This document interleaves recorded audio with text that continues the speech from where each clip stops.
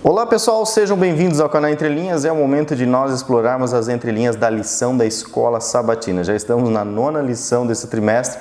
Tem como tema geral a igreja e a educação. E o tema dessa semana é uma continuação do tema da semana anterior, inclusive com as entrelinhas que nós trouxemos na semana anterior, já alinhou com a linha da semana atual e temos mais entrelinhas para essa semana. A primeira entrelinha que será trazida aqui para vocês é a entrelinha do Alexandre, que tem como título Antes que Seja Tarde, que é um livro aí que o pessoal já conhece e é sobre a necessidade de reforma na IASD. E também teremos a outra entrelinha que vai falar sobre viver como luz, que é o título do dia da semana, que nós vamos falar das vestes de luz, que é o pré-lapso, para as armaduras do cristão, ou a armadura do cristão, que é o pós-lapso. Pessoal, então fiquem ligados, vai ser mais entrelinhas, né? Que com certeza vai massagear aí o pensamento de vocês, vai instigar o pensamento de vocês.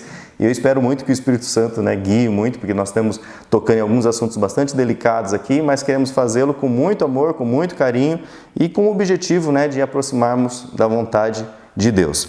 Fora isso, nós teremos na ponta da linha, onde nós vamos trazer aqui para vocês o resumo de cada dia da lição e o Alinhando a Doutrina com Marcos André, onde nós vamos pegar uma doutrina bíblica e alinhar ao tema geral da educação na igreja. Então, fiquem ligados conosco, espero que vocês gostem. Por enquanto, chama a vinheta.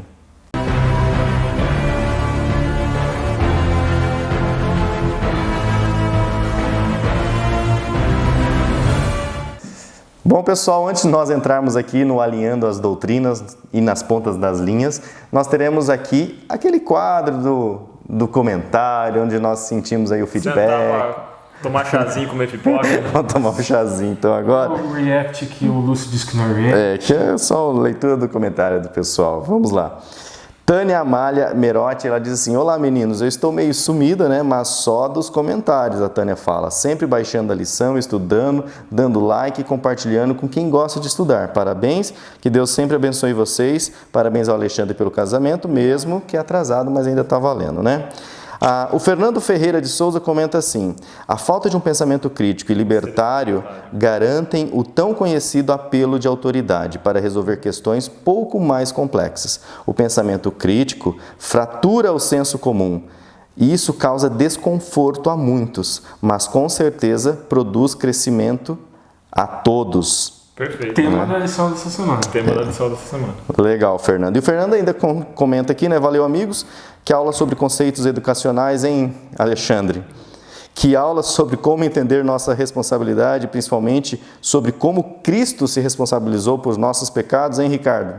Deus abençoe vocês, diz o Fernando. É sempre um prazer ouvir vocês. Que legal, é um prazer ler o seu comentário aqui no canal, Fernando. Muito obrigado aí pelo apoio. A Lu Leona comenta assim: que jeitinho maravilhoso é esse usado por vocês ao explicarem a lição. Fica tão fácil para o meu entendimento e tem melhorado a minha vida espiritual. Obrigado, meninos, que Deus abençoe cada um de nós. Obrigado, Lu, esse é o objetivo.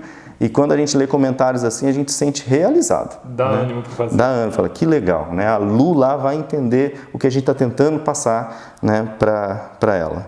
O Genésio Mioto. Abraço, Genésio, que saudade de você. Amigo do Alexandre. Eu quero agradecer a vocês pelo canal apresentando a lição nas entrelinhas.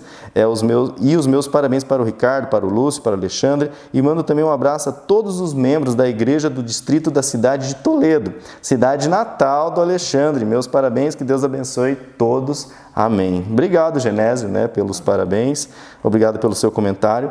A Paty Santos, né, ela falou assim: descansou o Alexandre, né? KKKKK. Né? As entrelinhas. As entrelinhas das entrelinhas. A Paty também comenta assim: estou me sentindo famosa agora, hein? Que chique. Ô, louco, Paty. E ela comenta assim: que, gente, o casamento já está fazendo muito bem o Alexandre. Veja, o cabelo está arrumadinho. Os olhos da Paty, né? Que agora vê um homem casado, então ela enxerga alguém mais arrumado. Até fiquei mais responsável.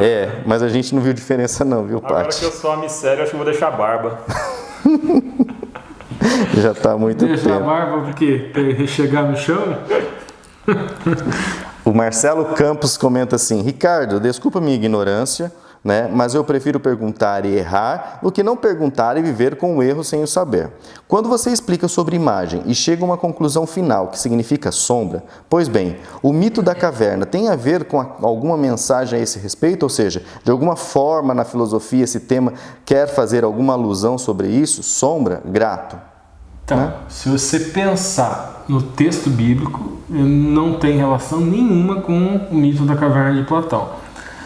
Platão está falando ali do mundo das formas, nós estamos falando aqui de linguística, raiz da palavra. Então vamos dizer, tselen significa imagem.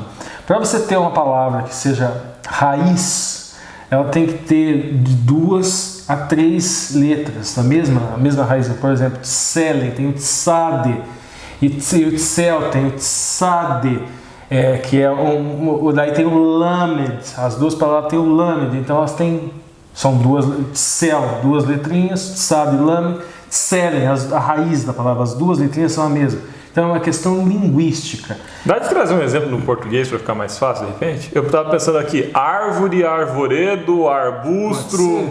Sim, pode ser, só que o hebraico é um pouquinho diferente, porque tem a questão pictográfica ali envolvida também, que é a mesma raiz, então ela vem dos mesmos elementos pictográficos, sabe? Então é mais ou menos nesse sentido. Então a questão idiomática da sombra, que tem aquela passagem, aquele que habita no esconderijo do Altíssimo, a sombra do Onipotente descansará. Essa questão de sombra, no sentido de expressão de mais sentido de proteção, vem desde a época do povo no deserto, aquela sombra, a sombra que protegia eles durante o dia, e uma nuvem que protegia durante o dia, fazendo sombra para proteger do sol, exatamente. Então tem essa construção da expressão idiomática. Então é daí que eu falo, não tem nada a ver com a filosofia de Platão.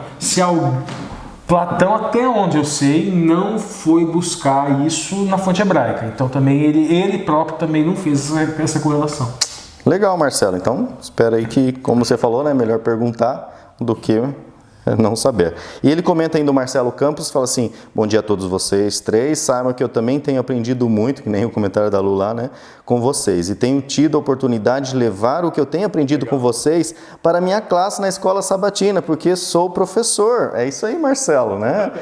O que nós sempre falamos, legal, você, professor da sua classe, né, pergunte isso, incentive seus alunos a pensar e raciocinar assim. Deus abençoe o ministério de vocês. É isso aí, Marcelo, né? Que bom que você dá esse feedback para nós. É uma pena que durante todo esse período de pandemia, né, os canais que divulgam o estudo da lição, todos eles perderam assim mais da metade de views.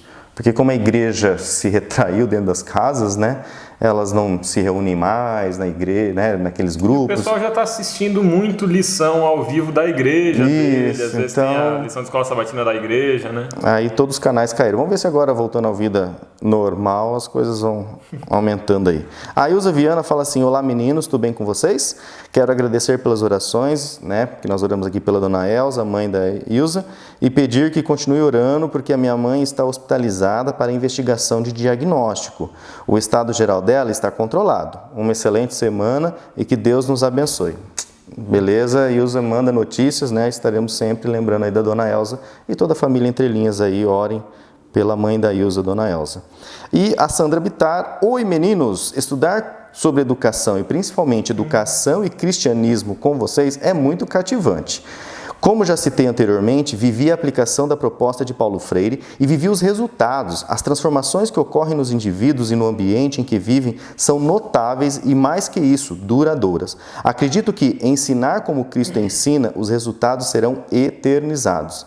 Quando internalizamos o conhecimento, a verdade, e buscamos resposta para que mundo desejamos, que humanidade desejamos, as respostas revelarão que ser humano você é. Devemos preservar e buscar o caráter de Cristo.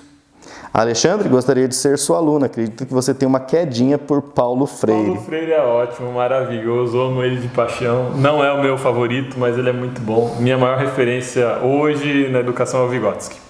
Meninos, mais uma vez... Tem muito a ver com Paulo Freire. Né? Tá? Mais uma vez, a lição foi demais e muito agradecida pelo empenho e dedicação de vocês. Excelente semana para todos. Muito obrigado, Sandra, né, pelo seu comentário, Sandra Bittar. né? E obrigado aí porque você sempre nos motiva, nos incentiva, nos completa e coloca lá uns comentários muito legais. Edilza Nascimento, parceirona, diz assim: curtido e compartilhado. Forte abraço. É isso aí, Edilza. E ela fala assim: feliz sábado e feliz semana a todos. Luzilene Araújo, gosto de vocês, é porque tem um conteúdo de ótima qualidade e também tem senso de humor, né? Obrigado, Isso ela Luzilene. não vê por trás das câmeras. É melhor, né? Ela nem pode saber os assuntos pré-gravação, né? E a Luzilene Araújo, o Ricardo está show com esse corte de cabelo dele, né? Realmente, agora tá vendo? Menino lindo. Nem precisa mais cuidar muito. Mas na semana passada eu não tinha nem penteado o cabelo. Sumiu a escova daqui? Mas o corte de cabelo, quando tá bem cortadinho, Ricardo, permaneça assim. Eu vou te falar, eu vou nem falar, cara. Maria Lúcia Machado Figueira diz assim: feliz sábado, meninos, que bom a lição mais cedo hoje e como sempre de uma forma tão inteligente, que Deus os abençoe. Então, Maria, o Marcos André também está mandando a lição, tá dando tempo de editar. Isso. E se Deus quiser... Hashtag Marcos mais cedo funcionou. E aí nós conseguimos lançar no sábado, aí de manhã no máximo, de madrugada, a última que lançou, né? Ó, se a gente começar a mandar depois de sábado, é só mandar a hashtag de novo, né? Pô, Marcos... É isso aí, pessoal. Nosso muito obrigado ao seu comentário. Bom, agora nós vamos ter aqui o quadro Alinhando as Doutrinas, com o Marcos André, e ele já inicia também com uma oração. Então, Marcos, peço agora que você alinhe as doutrinas, mas antes, ore por nós para o início aí do estudo da lição. Olá, amigos do canal Entre Linhas, mais uma semana estamos nós aqui estudando a Palavra de Deus, estudando a lição da Escola Sabatina. Vamos começar com uma oração, como temos feito sempre, mas antes eu gostaria de compartilhar com vocês que ontem à noite eu assisti o vídeo, né, o vídeo da lição passada, e eu vi alguns comentários das pessoas dizendo que usam o conteúdo aqui do canal, né, as entrelinhas, aquilo que a gente fala aqui no canal, para fazer as suas participações na lição da escola sabatina da sua igreja, né? Eu fiquei imaginando uma classe de escola sabatina daquela bem tradicional e um entrelineariano, né, nosso aqui, falando de teoria do caos, de efeito borboleta, de Senhor dos Anéis. Aí eu achei muito engraçado, fiquei rindo e peço a Deus que o Senhor dê sabedoria para que as pessoas que ouvem, né, possam entender sobre o que nós estamos falando aqui, porque às vezes tirado do contexto pode até parecer meio estranho o nosso conteúdo aqui, mas que bom que vocês gostam, que bom que vocês encontram e oportunidade para compartilhar, e é realmente uma obra de Deus, porque assim como Ele trabalha em nós aqui, trabalha em vocês aí também, para que vocês possam compreender. Eu quero convidar você para fazer a sua oração conosco, para que a gente possa começar o estudo e assim pedir, como sempre, a orientação do Espírito Santo, para que Ele sim possa nos ensinar. Vamos orar? Senhor Deus, muito obrigado, porque mais uma vez, pela Tua misericórdia e pela Tua graça, nós estamos na Tua presença e te pedimos, Senhor, que o Senhor nos instrua na Tua palavra. Perdoa os nossos pecados e as nossas falhas, entra no nosso lar e nos auxilia, Senhor, para que possamos, ao compartilhar as coisas que aprendemos na Tua palavra, as coisas que aprendemos aqui no canal, que possamos ser guiados pelo Espírito Santo para que outras pessoas também possam chegar ao conhecimento da Tua palavra. Nós te pedimos e te agradecemos na certeza de que o Senhor Jesus, que morreu por nós, nos auxilia, nos dando o seu Espírito para que possamos fazer todas essas coisas. Por isso, no nome dele, nós te pedimos e te agradecemos. Amém.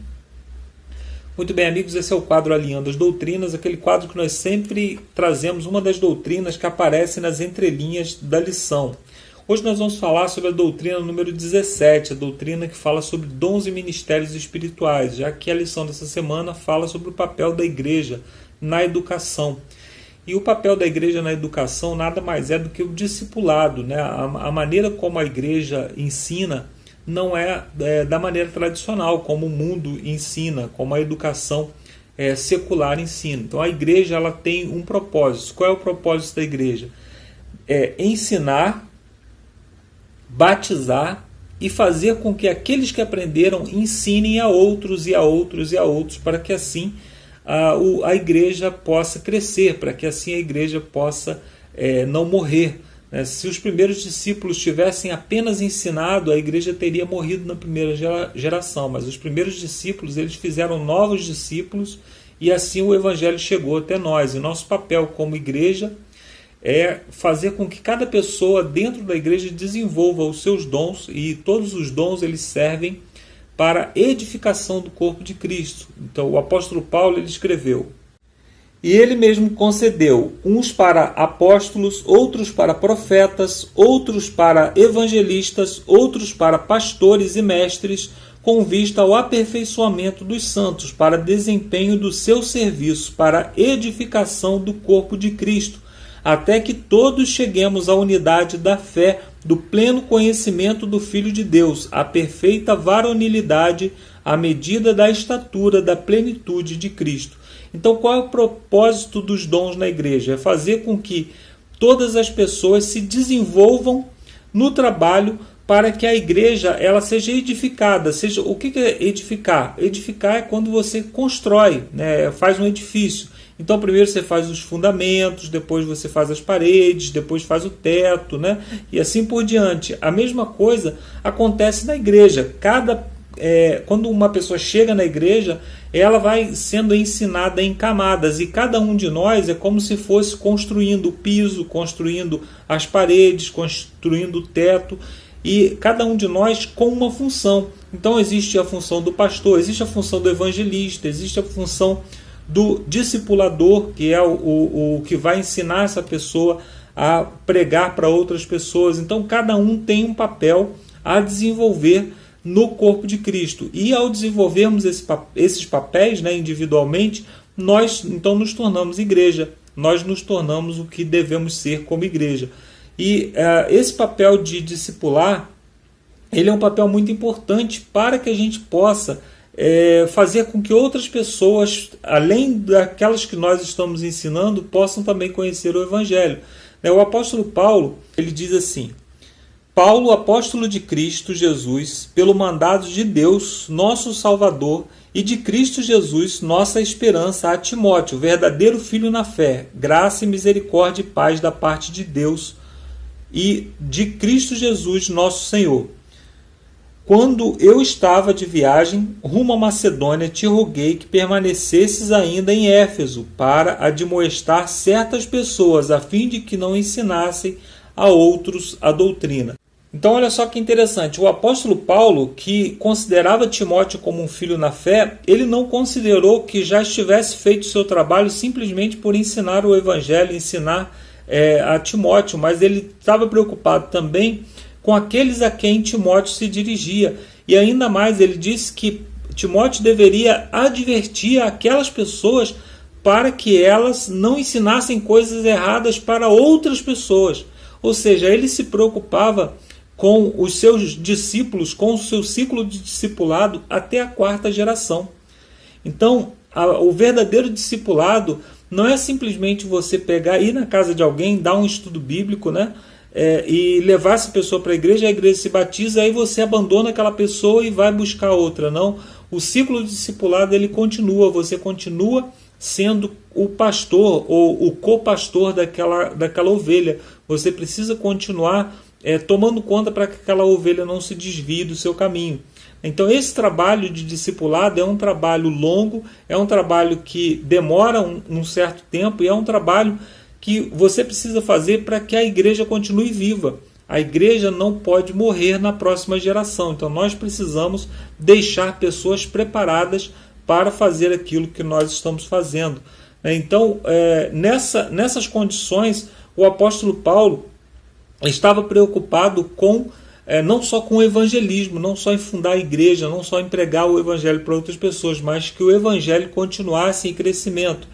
Eu preparei uma tabelinha para que você possa visualizar melhor a diferença entre o evangelismo e o ciclo de discipulado. Olha só o que acontece numa igreja X que tem um evangelista que batiza 365 pessoas por ano, e na outra tem um discipulador que batiza apenas uma pessoa por ano.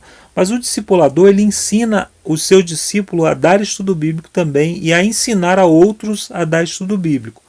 Com o passar do tempo, olha só o que vai acontecendo. Uma sempre aumenta 365 e a outra sempre dobra de tamanho. Isso significa que com o passar dos anos, aquela igreja que sempre dobra de tamanho, ela vai avançando em muito o número de membros. Quando nós nos aproximamos dos 30 anos, mais especificamente aos 32 anos, nós temos mais de 4 bilhões de pessoas nessa igreja, o que significa que com mais um ano de trabalho, todo mundo seria evangelizado. Quando nós olhamos para esses números, nós vemos a importância do discipulado na igreja. Então nós, como líderes de igreja, como professores de classe de escola sabatina, nós precisamos permitir que outras pessoas, e até estimular que outras pessoas desenvolvam os seus talentos, que outras pessoas possam também fazer o trabalho que nós estamos fazendo. E esse é um trabalho que não é tão fácil de ser feito, já que se isso tivesse sido feito há 30 anos atrás, Jesus Cristo já teria voltado, ou há 100 anos atrás, né? Como nós vimos ali pelos números, o evangelho já teria chegado a todo mundo e todas as pessoas já teriam conhecimento do evangelho. No entanto, também não é uma coisa tão difícil assim de se fazer, porque se você dividir o mês em quatro trimestres, como nós fazemos com a lição da escola sabatina, nós estamos falando de uma pessoa. Então você poderia orar por essa pessoa e tentar se aproximar dessa pessoa durante 3 meses, depois mais 3 meses dando estudo bíblico até que essa pessoa chegasse ao batismo, e depois mais 3 meses ensinando essa pessoa a dar estudo bíblico, depois mais 3 meses acompanhando essa pessoa num outro estudo bíblico, e assim nós teríamos aí concluído um ciclo de discipulado, uma pessoa em um ano para Jesus. E se cada um de nós, cada membro da igreja fizer isso,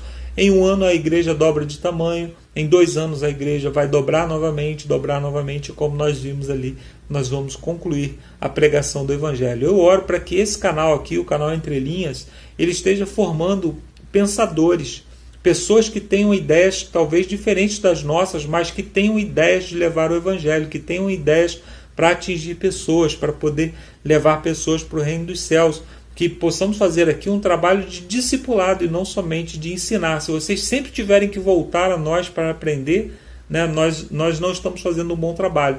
Então a ideia aqui é que você olhe para a lição da escola sabatina e você comece por você mesmo a extrair as entrelinhas, extrair as doutrinas, extrair as ideias que a lição da escola sabatina traz, para que assim você também seja um formador de opinião, seja um formador de discípulos. Eu termino aqui a minha participação e você volta agora lá para Campo Mourão, e daqui a pouco eu volto novamente com a oração final. Eu aguardo você lá no final e um abraço a todos, até daqui a pouco. Valeu, Marcos. Obrigado pela oração, obrigado por ter alinhado a doutrina. E agora nós vamos no quadro Na Ponta da Linha. Vamos trazer aqui para vocês o resumo de cada dia da lição. Vamos começar pelo sábado. Usamos o título da lição, A Igreja e a Educação. Na Ponta da Linha, Ricardo. Bom, o autor da lição, muito bom o conteúdo da lição. No sábado, inclusive, é algo que o conteúdo é perfeito, mas é que infelizmente a gente não vê na prática. Isso efetivamente acontecendo, mas vamos lá. Está na escola sabatina, né? Uma sementinha. Lembrando que a lição é multiautoral. Então, né? Então cada sábado... o pessoal vai dizer isso aqui como se fosse uma verdade, mas não é o que a gente vê acontecendo. Às vezes quem começa a praticar isso leva um cala-boca. Né? Exatamente. O que o autor da lição fala? Que desde os tempos primitivos, né, que essa reunião dos fiéis para adoração de Deus, na sinagoga, nos lares, seja na igreja, independente de onde fosse, é em razão de um desejo ardente de conhecer e compreender a vontade de Deus, a natureza de Deus, né? Mas o ponto que eu digo que esse ponto é pacífico, é tranquilo, todo mundo concorda, todo mundo aceita, é fácil de colocar em prática. Agora, onde que fica difícil? É a gente entender e aceitar que a igreja é um ambiente correto, onde acontecem discussões relevantes e importantes, onde as pessoas podem conhecer sobre Deus, e fala que perguntas, elas são um mecanismo, um método mais adequado para ter uma compreensão mais clara de Deus.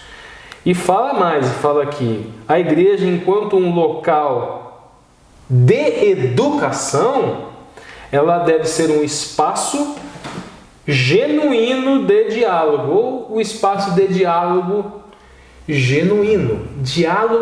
A grande verdade é que nas igrejas Muitos não são coordenadores de lição, são passadores de lição. Aí não tem diálogo, tem monólogo. Não tem um monólogo, tem um discurso. E quando alguém faz uma pergunta... Capciosa, lembra do início do canal? Isso, as norguntas. Isso. Quando alguém faz as perguntas ou as norguntas, muitos professores não gostam do aluno que faz pergunta. Eles gostam de falar sozinho, acham... Eu já ouvi isso da boca de muito professor. Hoje eu dei um show, ninguém falou uma palavra. Eu ouvi isso, gente, de professor de escola sabatina. Tem professor de escola sabatina e eu vejo isso, que quando alguém faz uma pergunta, a pessoa não desenvolve o diálogo, se incomoda, acha que a pergunta foi feita para atrapalhar e muitas vezes a pessoa se incomoda porque a pessoa não sabe a resposta. Não sabe a resposta, não está acostumado com isso, não tem o jogo do cinturão, porque ninguém sabe tudo, gente. Mas no grupo lá, então, pode haver alguém... Então vamos entender o seguinte. O professor de escola sabatina, o jogo de cintura. O que é jogo de cintura? Jogo de cintura, você não sabe uma resposta para uma pergunta, então o que você faz? Você precisa ter sinceridade. Primeira coisa, solta para a classe. Às vezes tem alguém. Olha que pergunta interessante. O que vocês acham? O que vocês acham? Essa pergunta é interessante. Vamos conversar a respeito e solta para a classe dialogar e tentar chegar a uma conclusão. Se não chegar a uma conclusão, gente, o tempo está curto, precisamos passar para o próximo dia. O tema é complexo, precisamos passar para o próximo dia da lição. Vamos marcar um pequeno grupo. Vamos estudar em casa, depois a gente volta a falar sobre esse assunto. Que legal, cara. Vamos passar para o próximo dia da semana e nós também vamos passar agora para o próximo dia da semana. Uma coisa que eu acho ótima e que eu aprendi sendo professor: não ter medo de falar, não sei. É tão simples. Professor, em que ano que aconteceu? Não sei. Não faço a menor ideia. E não fazer a menor ideia. Alguém sabe? Não me diminui como pessoa, só me torna humano. Isso, na verdade, muito dessas pessoas que se incomodam com diálogo, se incomodam com pergunta, é as pessoas que elas precisam alimentar a ilusão de uma infalibilidade. Do eu, exatamente. Legal, pessoal? Na segunda-feira, no domingo, a verdadeira educação cristã na ponta da linha. Então, domingo, ele começa com uma Haggadah, com uma história de um rabino, que ele fala. Ele cria uma expectativa na gente quando a gente começa a ler, que a moral da história vai ser sobre alunos sonolentos. E depois a gente percebe que não tem nada a ver com isso. Não tem nada a ver com aluno sonolento, né? A gente percebe que ele vai falar o seguinte: a verdadeira educação cristã. Então, no finalzinho, lá, primeiro, segundo, terceiro, quarto parágrafo, que a gente vai entender qual que é a moral da história. Que ele vai falar o seguinte: que esse rabino faz uma pergunta na sala, os alunos sabem a diferença da noite, onde a noite termina e o dia começa. Os alunos fazem várias respostas lá, se utilizando de alegorias, quando encontra o oliveira, quando sabe a diferença da figueira da oliveira, um outro fala a diferença da ovelha e do bode, e o rabino diz que não, que é quando você reconhece um estranho como sendo seu irmão ou sua irmã. A moral da história é o que? Educação cristã, ela nos ensina a acolher, a viver em comunhão com o nosso irmão, mesmo que ele seja, a princípio, estranho. Você acolhe, ele deixa de ser estranho. E é feita uma alusão aqui alegórica de dia e noite. Na noite você não tem como enxergar as diferenças. A questão da luz clarear, de você olhar o seu irmão, aquele estranho. Vamos lá, vamos ler aqui. O dia começou quando olhamos para o rosto nunca visto antes e reconhecemos aquele estranho como nosso irmão. Então, dia é quando eu acolho o irmão. Noite é quando eu não acolho o irmão. Então, continuando. Tem uma outra interpretação que é possível também e que tem muito a ver com a época. Na noite é o tempo do medo. Então eu tenho hostilidade com o estranho à noite, porque pensa num passado longínquo, há um tempo que não existia polícia, que não existia iluminação pública, que não existia segurança pública. Então a noite era o tempo do medo, do hostil. Se alguém me procurasse à noite, eu teria hostilidade. Eu sei que o dia começou porque eu consigo receber o estranho sem medo, eu consigo receber o estranho com tranquilidade. Não é uma outra interpretação, na verdade é uma contextualização. É uma contextualização. Isso. Então vamos lá, agora próximo. Ele fala também, gente, ele continua falando agora um ponto também que eu acho que é um ponto importante, do conteúdo bom que a gente comentou dessa lição. A lição tá boa. Ele fala o seguinte, que às vezes o povo adventista, gente, em razão de ter abundância de luz e de verdades doutrinárias, e começa a dar vários exemplos aqui, que pode ter um perigo de enxergar quem não é adventista como sendo uma pessoa inferior. Não reconhecer, né? Tipo assim, aí eu tô aqui na luz e aquele lá tá lá. Exatamente. E aí aquela moral da história lá de cima se relaciona à questão de luz e trevas, né? Às vezes você tá na luz, mas você não tá totalmente na luz. Você tá na luz doutrinária, só que você não está na luz prático-doutrinária, vamos dizer tanto assim. na luz que chega a estar cego, né? Isso, exatamente. A luz ofuscou a sua visão. É uma boa alegoria. E ele vai falar o seguinte, que a verdadeira educação cristã, ela consiste em de você olhar o próximo com os mesmos olhos que Cristo os vê, ou seja, como Cristo os via. O ser humano e o outro, né? E saber como que eles realmente merecedores de misericórdia, merecedores de acolhimento.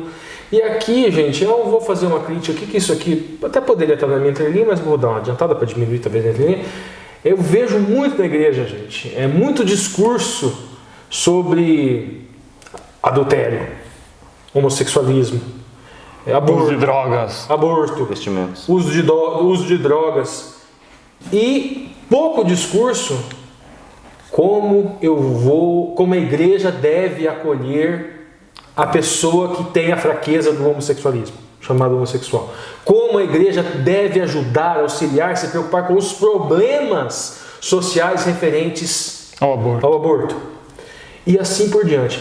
É muito comum o foco na desobediência, no pecado, e o esquecimento, a completa ignorância, a completa cegueira com relação ao pecador que está sofrendo com esse pecado, e a igreja simplesmente se acusa, vira as costas para ele, o trata como um merecedor, o rejeita, o trata como merecedor do fogo do inferno, uma pessoa rejeitada no meio que Cristo acolheu tantos, acolheu prostitutas, acolheu traidores da pátria, publicanos, que era pior, como eram os... O mais baixo. Isso. O mais baixo foi justamente que ele acolheu. Ele não compactuava com o erro, óbvio que não compactuava, mas não ficava apontando o dedo, não ficava tratando o humano, não ficava...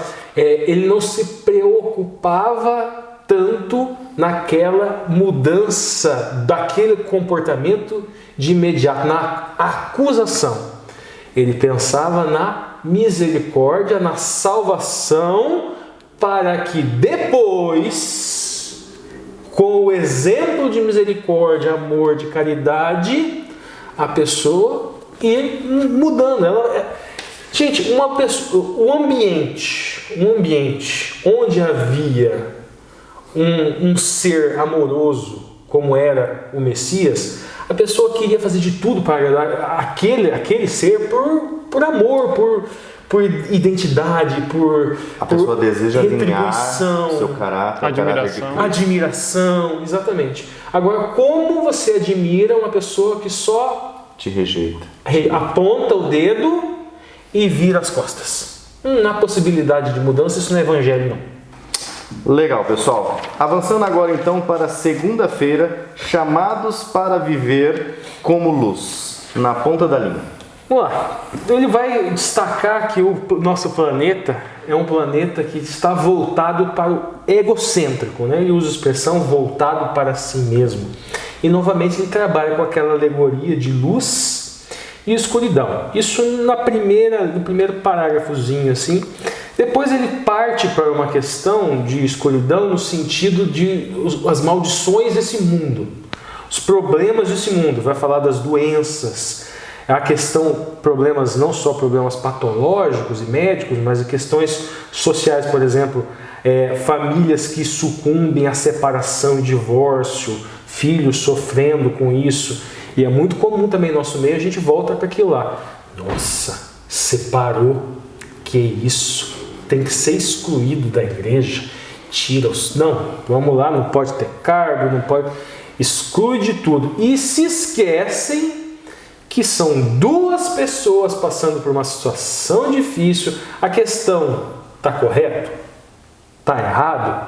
Ela pode até ter a sua relevância, mas o mais relevante é que tem duas pessoas sofrendo, e se bobear, tem duas pessoas, um filho, dois filhos, tem uma família sofrendo, e que a igreja muitas vezes só piora a situação quando não entende que o papel do grupo, o papel da congregação é um papel de auxílio, um papel de ajudar, um papel de dar apoio, um papel de trazer, de abraçar. Sofrer junto.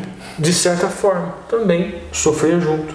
Aí ele continua falando no sentido de falência espiritual. Aí ele começa a utilizar o sermão da montanha que está lá em Mateus. E fala, vós sois a luz do mundo. E muita gente pega essa luz do mundo. Nós temos que mostrar para o mundo como eu vou para o sábado todo bonitinho, com o meu cabelo com gel e com a minha Bíblia e de terninho, gravata assim, com a camisa por dentro da calça, e vou para a Bíblia, e vou com a Bíblia para... Sou a luz do mundo. Eu sou a luz do mundo. Todos estão me vendo com o meu cabelo cheio de gel brilhando. Como se a luz fosse o brilho do sol no gel. O brilho do sol no gel. E não é isso, gente. Refletir o caráter de Deus é justamente a questão da misericórdia, a questão do acolhimento, a questão de, independentemente do erro, a pessoa, as consequências, e vou usar a frase do Alexandre, que é muito propícia, sofrer junto. Compaixão, né? Compaixão, empatia, exatamente isso. Aí a questão luz do mundo, que o autor começa a falar. Aí ele vai falar a questão de Jesus no Mar da Galileia, coisa e tal, e o ponto aqui que é muito relevante com aquilo que a gente estava falando, e que tem uma relação muito grande com a minha entrelinha, que o ponto final que ele toca, antes desse ponto final, ele vai falar de um contexto do Sermão da Montanha. Ele vai falar o seguinte, que luz para eles, vamos dizer assim, ele não fala, isso daqui já é mais ou menos uma entrelinha.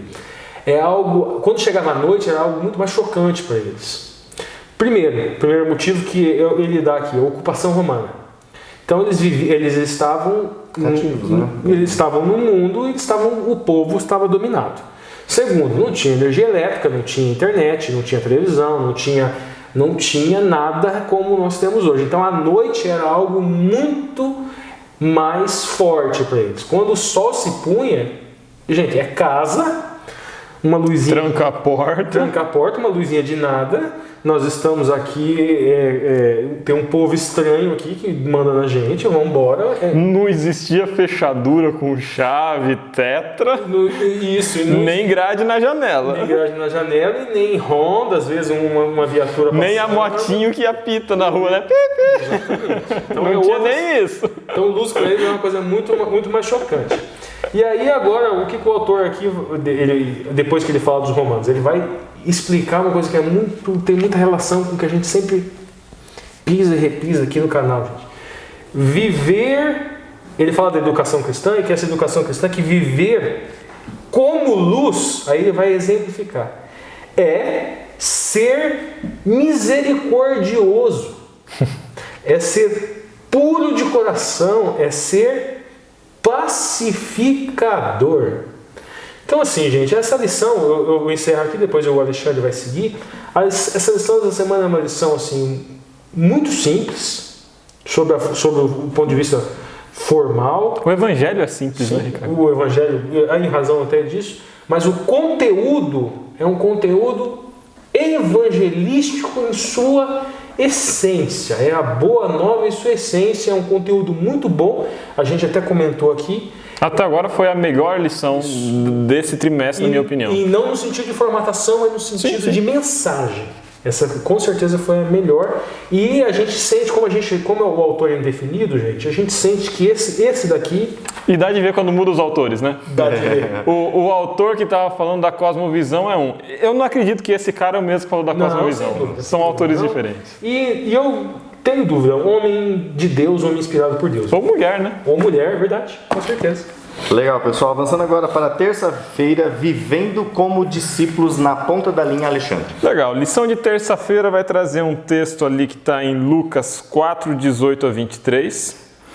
E é um texto que é maravilhoso, porque Jesus está lendo na sinagoga, e aí Jesus fala de um tempo em que seria feito e que viria o Messias para evangelizar os pobres, para proclamar libertação aos cativos, para trazer vista aos cegos, para trazer liberdade aos oprimidos. E aí ele fecha o livro e fala, e hoje se cumpriu essas coisas. Cara, arrepia, né? Olha a responsabilidade de Jesus. Olha o poder de chegar no meio, ler a profecia messiânica e falar assim, agora se cumpriu isso. Eu estou aqui, eu vim para cumprir isso. Maravilhoso. E aí a mensagem é de como Jesus ele ia ensinando por meio da convivência. Jesus pregou, ele fez várias mensagens poderosas, o Sermão do Monte é uma delas, outros momentos, como esse próprio de Lucas 4, em que ele entra na sinagoga para ler. Mas me parece que a maior parte da pregação de Jesus não era só no sermão, a maior parte da pregação de Jesus era na convivência, era estar ali conversando com os 12, era estar ceando na casa da sogra de Pedro, era estar na casa de um amigo, era estar na festa de casamento, era estar com uma das Marias. Então Jesus ele estava ali interagindo com as pessoas, era no meio de uma convivência. O reino, ele não é vivido, e o reino de Deus, ele não é vivido numa relação meramente intelectual com a verdade.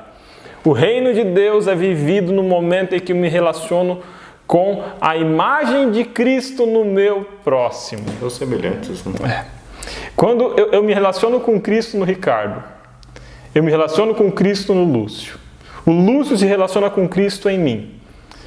É quando nós entendemos que em Cristo nós somos nós somos corpo de Cristo, como igreja, e eu trago para essa dimensão de vivência prática e cotidiana do amor de Deus, ali eu estou vivendo o reino. Então, isso é viver como discípulo. Nós somos chamados para viver como luz, né?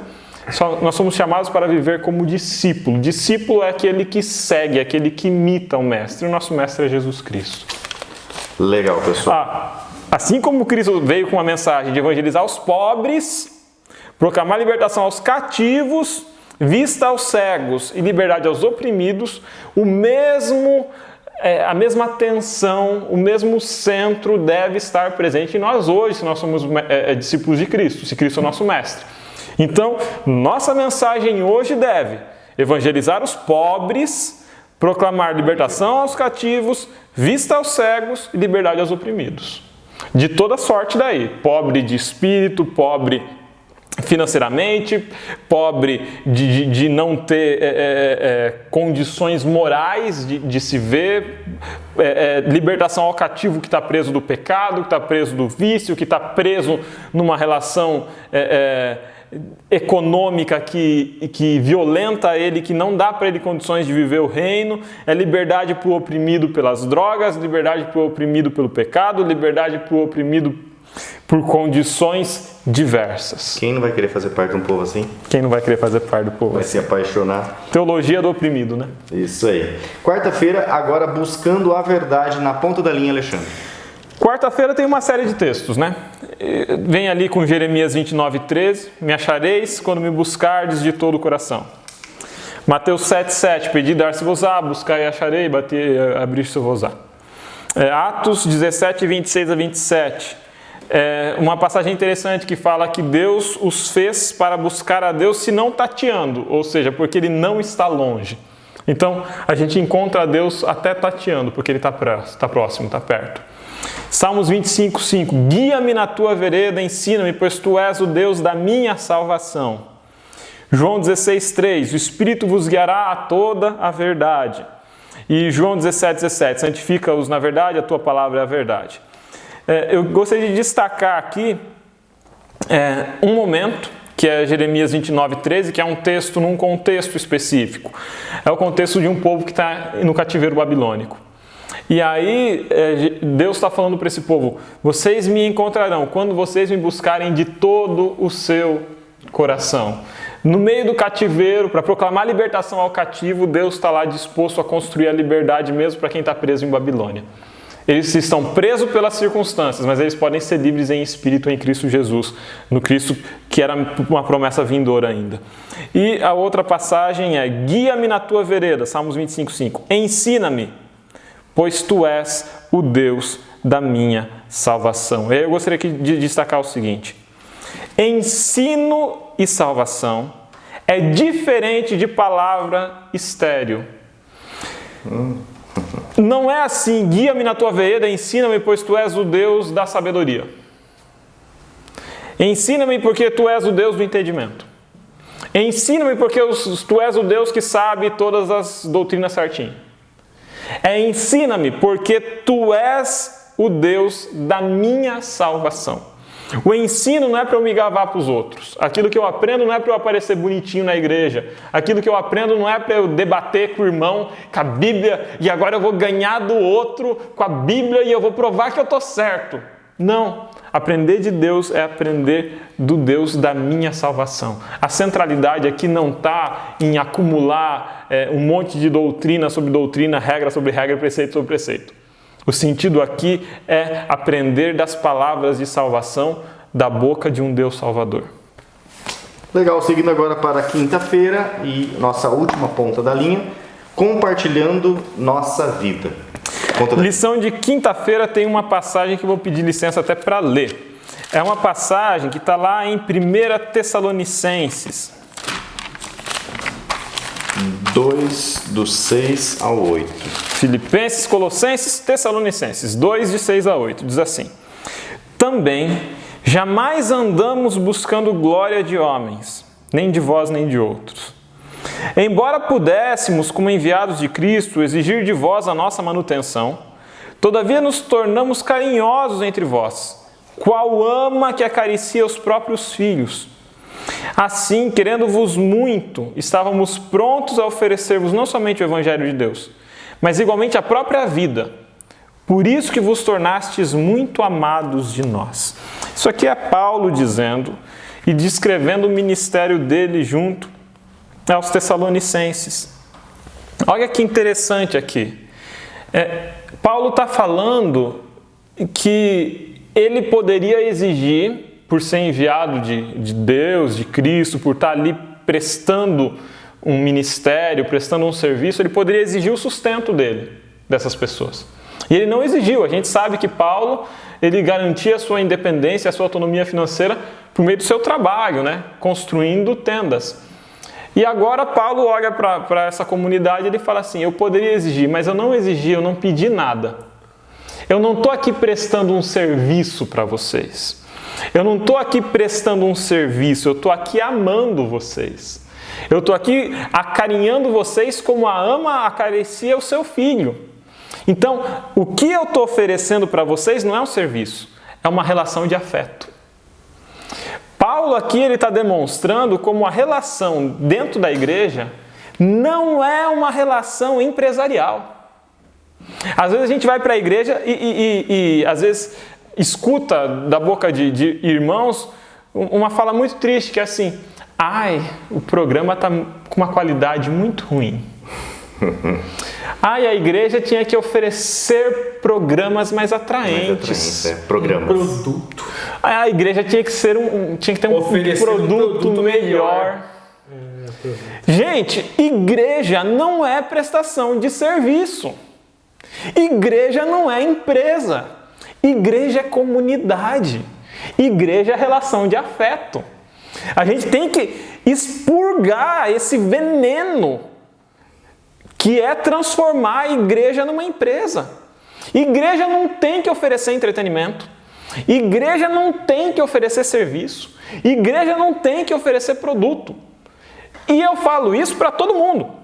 Não tem que oferecer para aquele irmão que, eu sou mais liberal, eu quero uma música mais ritmada, eu quero bateria, eu quero show, eu quero luzes. Igreja não serve para te satisfazer nos seus desejos. Coaching. Quero um coaching, isso. Eu quero agora que a igreja contrate um coaching para ir lá fazer palestras e para me deixar motivado e estimulado. Não é essa a função da igreja. O pastor não é coach. Por outro lado, também a função da igreja não é oferecer entretenimento para a ala conservadora da igreja. Para aquele irmão que quer ir para a igreja, sentar e escutar por 40 minutos um pastor recitando os pecados do mundo, para daí o irmão sair satisfeito e falar assim, nossa, esse pregou a verdade. Como foi espiritual. Você já está entendendo? A igreja não é para oferecer serviço. A igreja é relacionamento. A igreja é comunidade de crentes. É envolvimento afetivo. É relação de afeto. Não é relação de troca. Não é barganha. Legal, né, pessoal? Ele já puxou um pouquinho aqui para as entrelinhas, então... Um poucão. Vamos avançar aqui para as entrelinhas, né? E aí, eu e o Ricardo, eu vou atrás das câmeras, o Ricardo vai dar uma descansadinha. Eu vou aqui no subsolo. No banquinho do pensamento. No subsolo. E nós temos aqui o slide, tá? Dessas entrelinhas aqui do Alexandre. Novamente lembrando, né? A Queca, que sempre gosta de usar os slides, nós temos aqui o link na descrição de todos os nossos vídeos, a pasta lá no Google Drive para você acessar os slides, beleza, pessoal? Então agora, fique com as entrelinhas sobre essa questão da reforma, a necessidade da reforma na IASD. E só queria colocar um pouquinho antes aqui, pessoal, sabe, como diz a minha esposa, coloque a mão no coração, pense em Jesus, né? E ouça o vídeo, que é com muito carinho, né? Com muito, sabe, a gente tá querendo... Com santa preocupação. Com santa preocupação, beleza? Tem uma musiquinha assim? Não tem não? Beleza, então, agora é com você. Deixa eu passar aqui. Eu vou descer aqui o elevador. Desceu o Ricardo. Tá bem, gente. Qual que é o título dessa entrelinha, então, e de onde ele vem? Eu chamei essa entrelinha de Antes que Seja Tarde. E não é de graça que eu escolhi esse título para entrelinha, tá?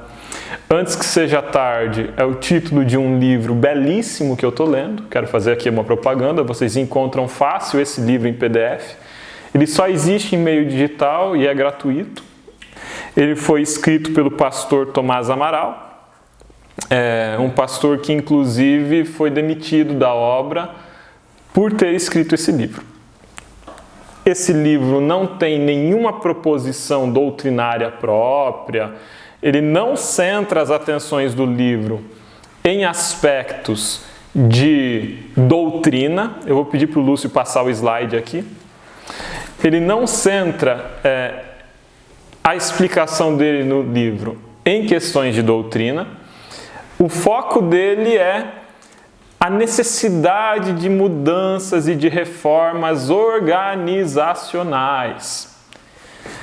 Essa mensagem, ela não é mensagem talvez para quem está recém-chegado na igreja. Naquela ideia assim de que tudo é maravilhoso, tudo é perfeito, tudo é incrível.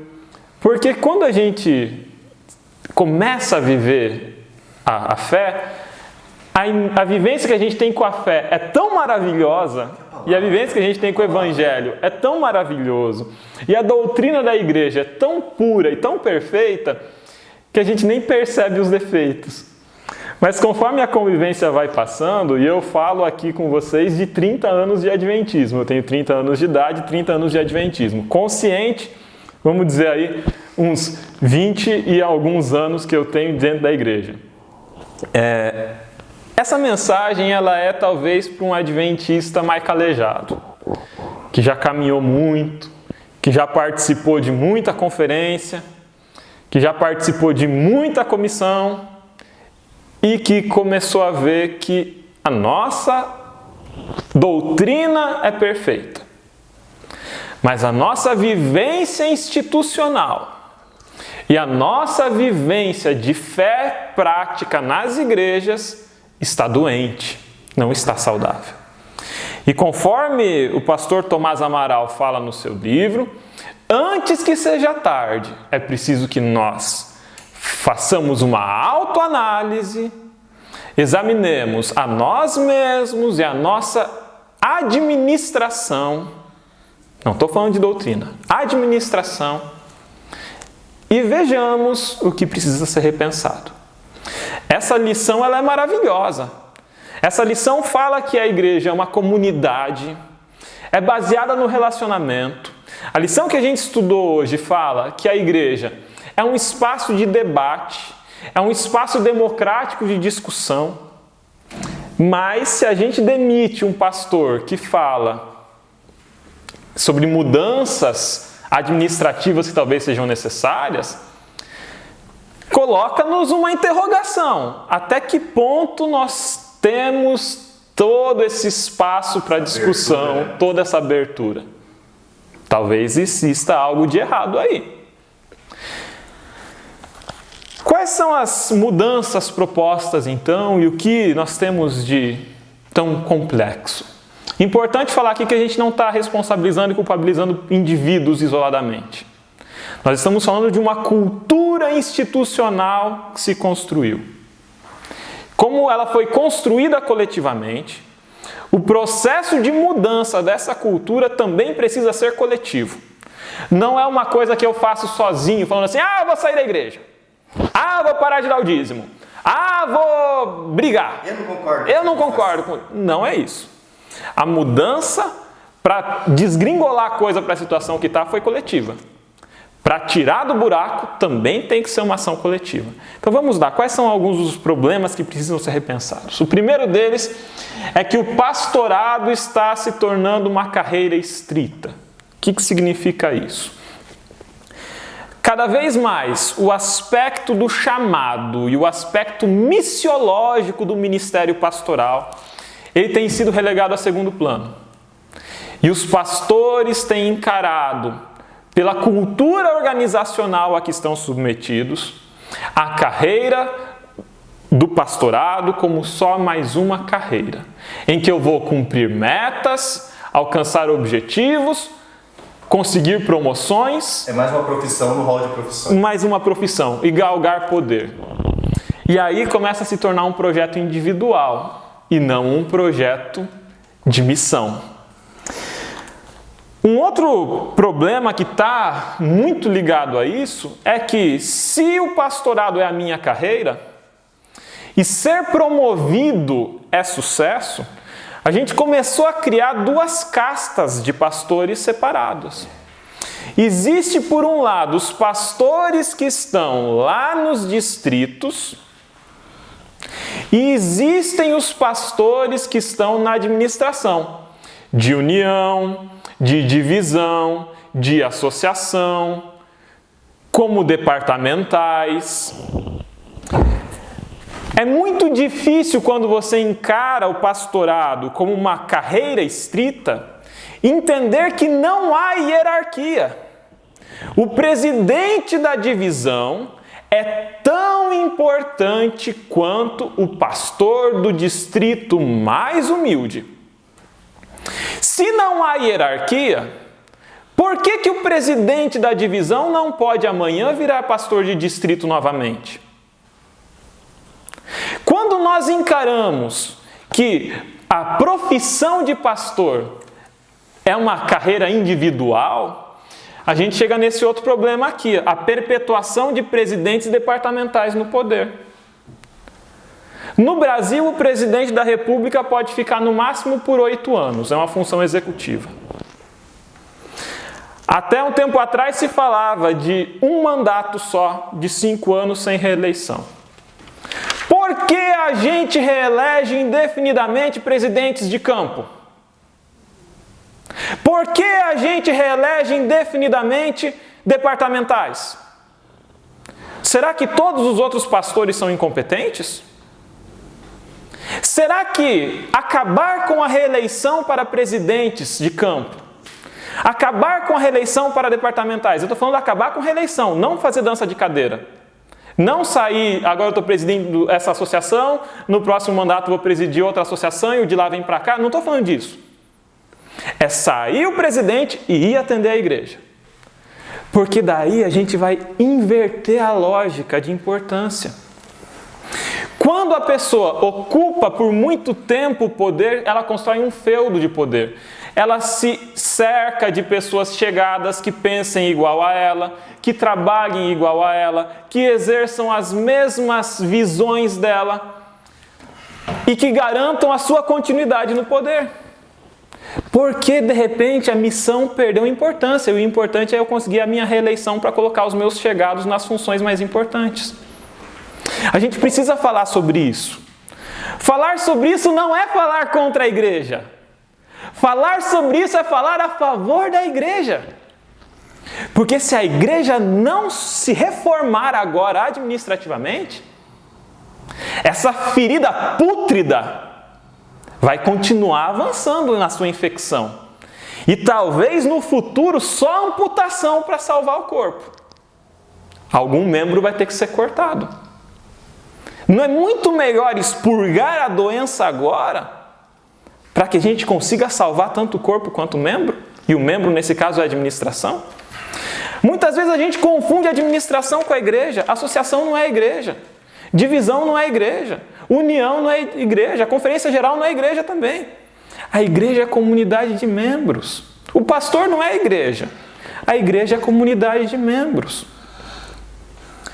A democracia precisa ser maior. Os delegados precisam ser mais ouvidos.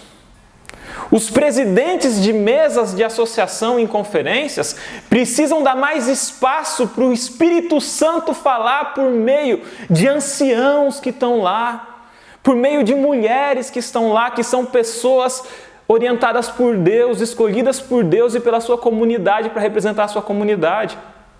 É imoral um presidente de campo chegar para uma mesa de associação e de eleição com uma lista de departamentais que ele quer, porque ele impede o Espírito Santo de agir.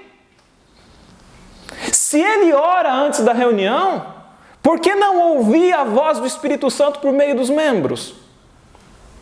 A igreja precisa ser dirigida pela membresia, não por cabeças administrativas que estão lá há 10 anos no mesmo lugar. Eu faço pessoalmente aqui um chamamento para você que está assistindo esse vídeo, que vai ser delegado em alguma eleição. Não reeleja departamental. Não reeleja presidente de campo. Não porque os presidentes de campo e os departamentais são ruins, mas porque é necessário que haja mudança, que haja oxigenação. Não estou falando mudança só em idade. Você pode colocar um departamental de cabecinha branca, mas que estava lá vinculado a uma igreja, que atenda como departamental, que atenda como presidente, não sob a ótica da administração, mas sob a ótica das necessidades e das demandas da sua comunidade pequenininha, da sua igreja. Inverter a hierarquia da coisa. Nós temos um problema que, quando muitas pessoas se perpetuam no poder e passam a utilizar do espaço da igreja como seu feudo particular de poder, os púlpitos de nossos colégios, de igrejas de nossos colégios, têm sido usados como palanque político ideológico. Político não tem que subir no púlpito de uma igreja adventista. Pode entrar. É muito bem-vindo. Pode frequentar, é muito bem-vindo. Que sente no banco. Se quer usar o púlpito, que abandone a sua função política, para que do púlpito não faça política, para que suba no púlpito para pregar. O púlpito faça palanque. Que do púlpito não faça palanque. O Ricardo falou aqui do lado. Exatamente isso, irmãos. É duro, é sério, mas é importante. Igreja e educação. Igreja e educação. Vamos tornar esse aqui um espaço de diálogo, não é isso que fala a lição? O problema é que quando pessoas se perpetuam como presidentes de campo, eles começam a construir vínculos de poder com poderosos. começam a barganhar apoio político em troca de uma lei que me beneficie enquanto igreja ali, na melhor das boas intenções. Mas a gente não pode adorar a Deus e a Baal. A gente não pode adorar a Deus e a Mamon. Se o Senhor é Deus, a Deus nós adoramos. E nas nossas igrejas nós devemos falar de Deus. Não de político A, não de político B, não de partido tal, não de partido Y. Governador não tem que subir em púlpito para falar. Não é bonito, é feio. Nivela a gente com Roma, papal, que se prostituía e que prostituía, segundo a profecia, os reis da terra com os vinhos da sua abominação. Então decida a igreja adventista. Decidam os cabeças da igreja. Vocês são a mulher pura de Apocalipse? Ou vocês são a mulher embriagada do sangue dos santos, que se prostitui diante dos reis da terra? Permite-me só dar uma mensagem. Vai lá, Lúcio. Porque acho que esse último item, os primeiros itens aí acho que estão em outra esfera, é mais difícil da gente até atingir individualmente, mas esse último item que você falou está muito relacionado à comunidade.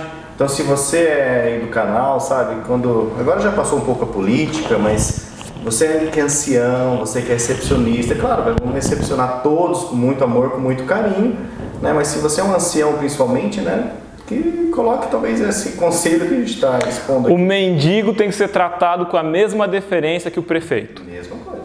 Por favor. Existe uma má distribuição de recursos e falta sustento em muitos templos. E isso é algo de que a gente tem que falar também. Se a igreja é uma comunidade, como a gente disse ali na lição de sábado, se a igreja é um espaço de diálogo, não é correto que falte pão para um dos filhos e que sobre pão para o outro dos filhos. Por que nós temos tantas igrejas tão precárias na sua manutenção e sedes de campo tão suntuosas nas suas engenharias? Existe uma má distribuição dos recursos. Uma parte significativa dos recursos arrecadados com as ofertas vai para o campo. E a integralidade dos dízimos vai para o campo. Para muitas igrejas falta dinheiro. Mas, Alexandre, isso não é recomendação da Ellen White? Tem que entender que, primeira coisa, a Ellen White está falando para uma igreja de um outro tempo, em que não existia a dimensão global, não existia uma máquina administrativa inchada com tantos cabides de funções em departamento como existe hoje. Não existia uma estrutura educacional tão grande e de capelania tão grande quanto existe hoje. A arrecadação dos irmãos era outra. E ainda assim, existe espaço para o debate. Eu não estou falando que tem que parar de dizimar, irmãos. Eu sou dizimista. Mas eu estou falando que a solução para a falta de recursos não é o Ministério de Mordomia, o departamental, chegar na igreja e falar assim, além do dízimo você tem que dar 10% de pacto. Não é. É fazer uma repactuação da distribuição de ofertas e dízimos. Não existe lugar na Bíblia que fala que o dízimo tem que ir na sua integralidade para a associação geral. Porque não existe associação na Bíblia. Não existe divisão na Bíblia. Não existe união na Bíblia. Não existe presidente de campo na Bíblia. Trazei todos os dízimos à casa do tesouro, sim. Eu não estou falando que eu, Alexandre, agora vou pegar o meu dízimo e vou depositar como oferta para o caixa local. Não estou sugerindo isso. Porque a mudança não tem que ser individual. A mudança tem que ser coletiva. A mudança tem que ser administrativa. E justamente para que não seja necessário que os irmãos façam isso, que a gente ampute o membro, é que é o momento da igreja se repensar nas suas contas. É o momento da igreja falar assim, calma lá.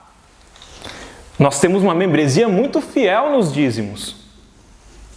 Mas não é justo você exigir de um irmão que tem um salário pequenininho, que falta recursos às vezes na sua casa, que ele seja mais pactuante para que parte do pacto vá de volta para a associação. Não! A gente tem que sentar para fazer uma repactuação da distribuição de dízimo e oferta. Para que tenha recurso financeiro na escola, para os pastores, na igreja, para que os pastores na igreja, junto com a associação, possam administrar esses recursos e planejar as melhores formas de atingir aquela comunidade específica. A gente tem que repensar. Mas aí vai ter que rever custo. Vai ter que rever a quantidade departamental, a quantidade de assessores de funcionários dentro da missão, dentro da associação, dentro da divisão, dentro da união. Por que tem que ter tanta gente lá? Porque tem muita coisa para fazer. Mas então talvez a gente precise pensar se essas coisas que toda essa gente faz são necessárias. Ou se é mais importante viver o evangelho nas comunidades. A gente precisa se repensar. Não estou falando para ninguém sair da igreja. Estou falando para ninguém romper com a igreja. Estou falando para a gente fazer isso administrativamente. Por meio dos concílios, dos congressos. A gente tem esses meios. Por meio das eleições, por meio dos delegados. Existe. Mas a gente tem que exercer as nossas responsabilidades. Tirar do papel. Limpar o processo. Né? Sim. Fazê-los funcionar. Fazer funcionar. Existe um problema na meta de produtividade. E esse é um problema muito sério. Eu falei agora há pouco que igreja não é empresa. Igreja não tem que dar lucro. Igreja não é empresa. Igreja é um relacionamento de afeto. É uma comunidade. Então, como é que eu pego o líder dessa comunidade, que é o pastor, e eu exijo desse pastor que ele cumpra meta de batismo e meta de dízimo, meta de recurso financeiro em oferta? Isso é ridículo. Eu não estou medindo o nível de saúde daquela comunidade. Eu estou medindo o retorno financeiro que ela dá para a associação. É isso? Eu estou medindo o crescimento em número de membros com novos batismos. Mas eu não vejo a quantidade de pessoas que estão saindo da igreja. Porque se batizam por uma porta e saem pelos fundos.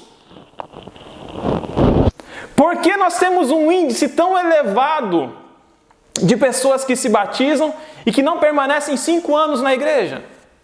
Será que não é porque os nossos pastores, submetidos a um contexto profissional que transforma o exercício do ministério pastoral em uma carreira profissional, se veem pressionados por cotas de produtividade, por metas de produtividade, a batizar pessoas que não estão prontas para o batismo? E mais, numa preocupação constante por aumentar a sua produtividade, não conseguem fazer o acompanhamento adequado dos recém-conversos, que acabam abandonando a fé. Ainda há tempo. Antes que seja tarde, nós precisamos entender que igreja é diferente de empresa. Que na empresa tem chefe, na igreja o cabeça é Cristo. Tem servos. Ótimo. Na empresa tem chefe, na igreja tem servos. Vamos encerrar com isso. Bom, pessoal, a fala aqui do Alexandre, né, total responsabilidade dele, não reflete o editorial do canal Entre Linhas. Sou eu.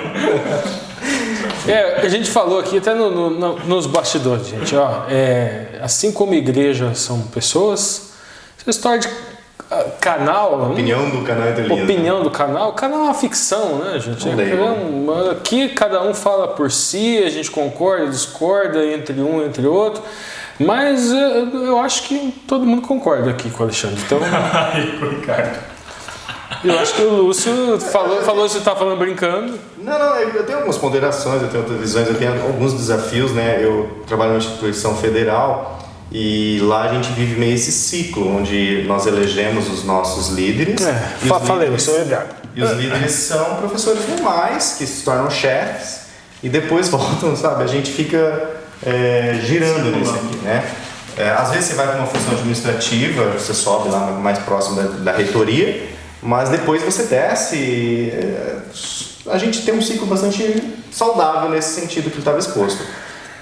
Eu sei né, que às vezes nós temos algumas pessoas em certas posições e demora às vezes para a pessoa aprender certas funções. Então, olhando agora com visão de empresa, não de igreja, infelizmente, né? Então, às vezes, até vejo algumas pessoas que permanecem a certas funções para que ela está desenvolvendo um bom trabalho e aguarde um pouquinho mais, né? Mas a questão de perpetuar-se no local. Então, assim, essa é a minha opinião, tem a opinião então dele. permite a réplica, Lúcio. Se a questão é tão complexa assim, exige um técnico formado na área, não um pastor. Primeiro ponto.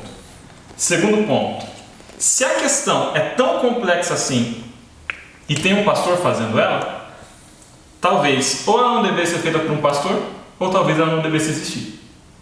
Eu falo às vezes não pela complexidade, mas só até você entender todo o processo de que faz parte. O negócio é minha pipoca aqui. Exatamente. Legal, pessoal, mas eu concordo sim, né, com a fala aqui do Alexandre.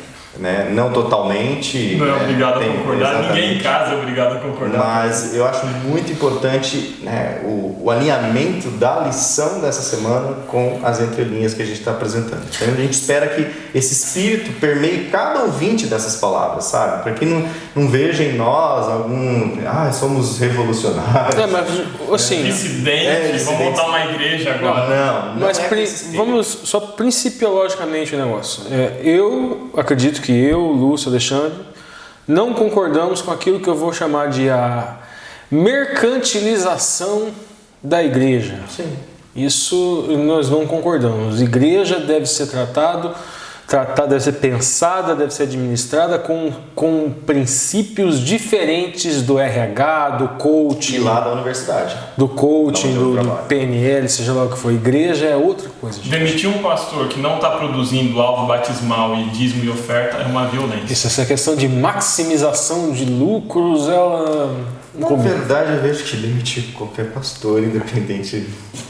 Tem o lado humano, evangélico, eu sou cristão, tudo mais. Se eu for demitido, já que estamos expondo opinião, você continua sendo professor. Eu continuo sendo professor, eu vou para outra faculdade, eu vou fazer minha vida. Agora, eu acho assim, o pastor é um chamado, o pastor foi impostas as mãos. Passou 5 anos comportando para conseguir se formar. Então, eu acho assim, o pastor é algo diferente que mas essa é a minha opinião. Não é uma questão de mercado de trabalho, não é uma profissão. Né? É isso que eu queria chegar. É uma missão. Pastor não é uma profissão. É uma missão, um ministério. É uma missão. Bom, eu tenho até família católica, então padre é padre eternamente, né? Posso estar sendo influenciado por isso, mas não. Eu acho que o pastor é uma missão, é um chamado e é muito complicado para um pastor se readequar a um mercado, a uma empresa, né? Ele tem uma missão, ele tem um chamado. Isso é muito importante para o pastor. Ele é ungido, né? Foi ungido um dia. Se ele caiu, se ele fez alguns problemas, aí temos que resolver conforme a Bíblia ensina.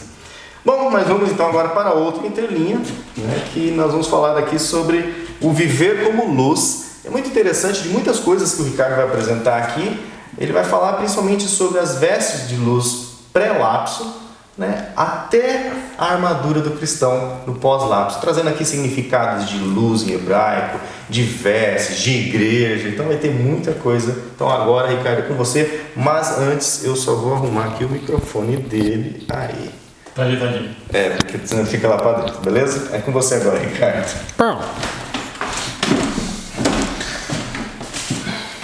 Bom, o Alexandre desenvolveu a entrelinha dele no sentido de falar da igreja enquanto administração.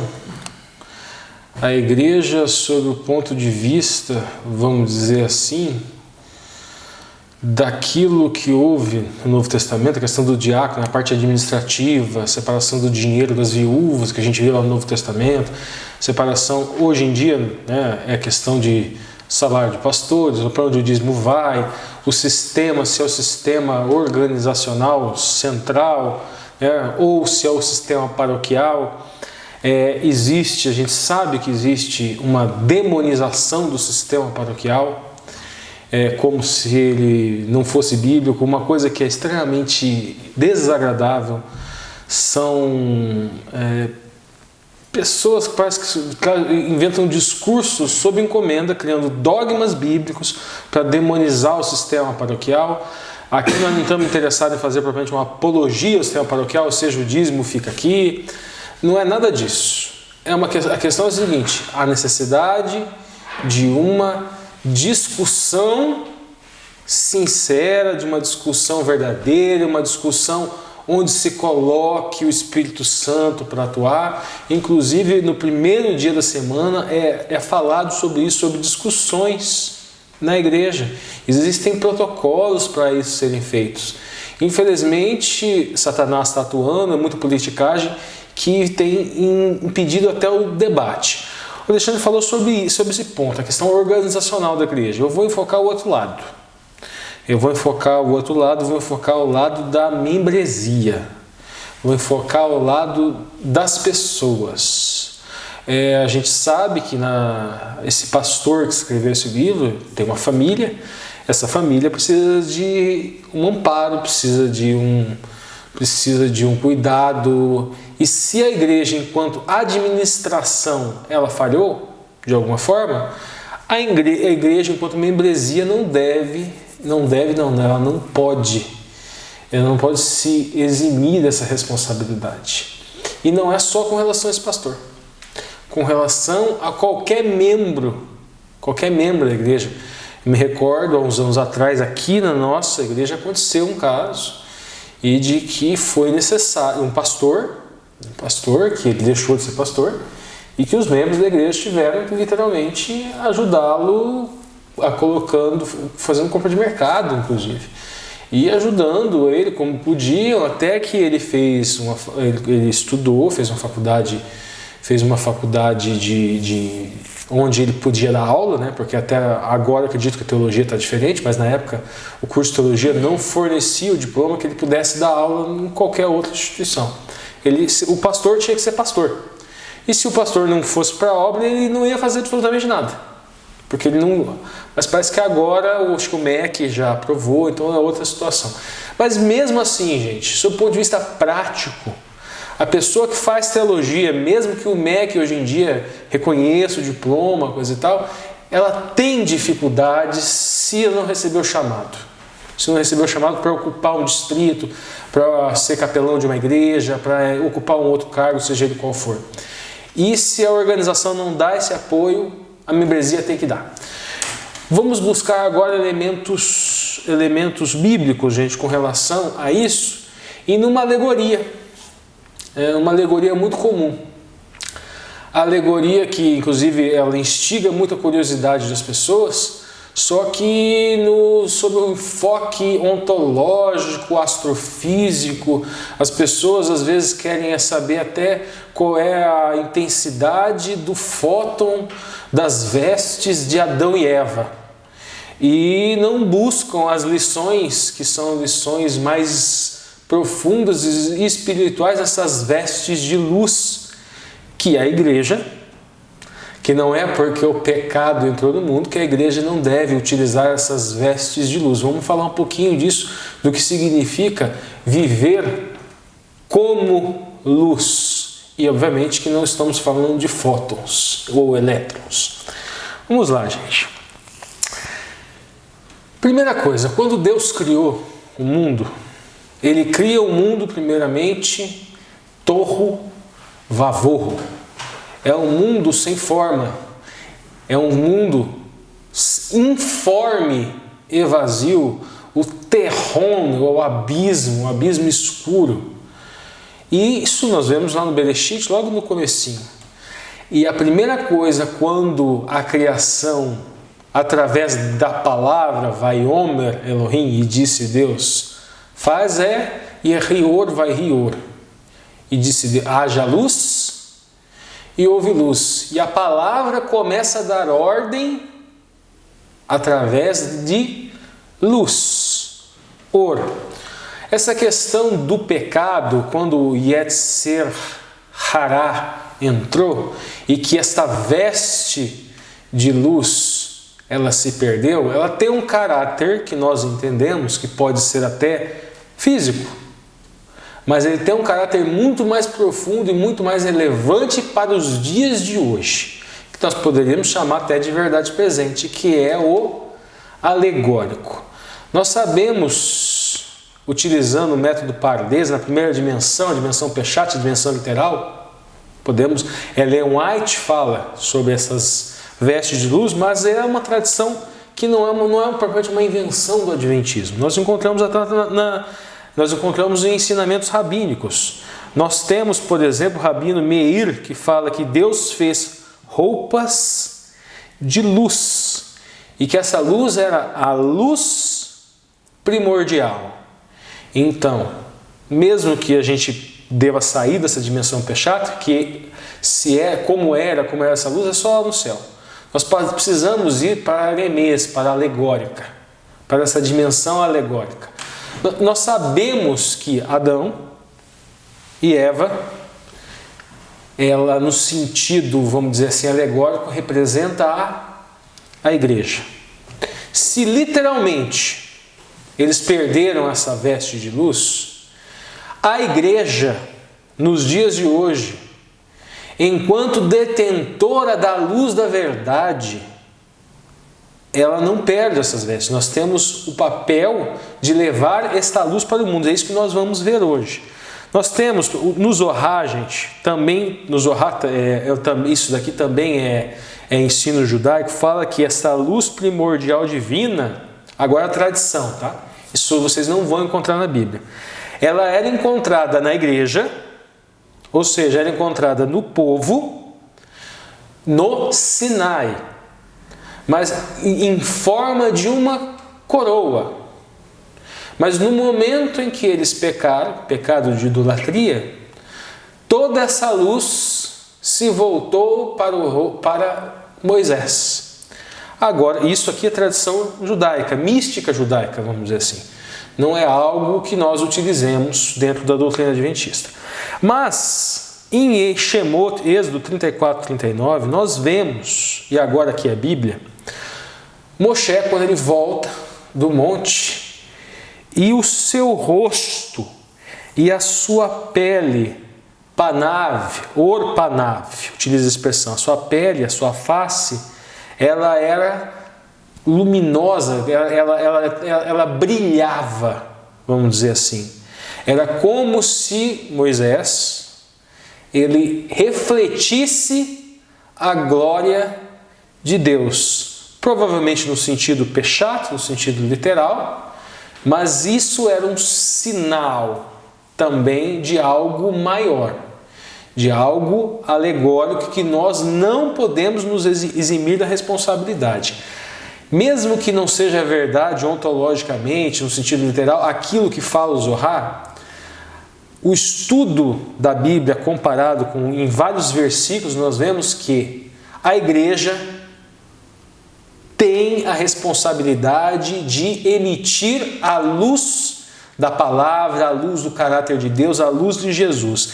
Em hebraico, gente, a palavra para a igreja é Kehilá, que significa comunidade, congregação, assembleia.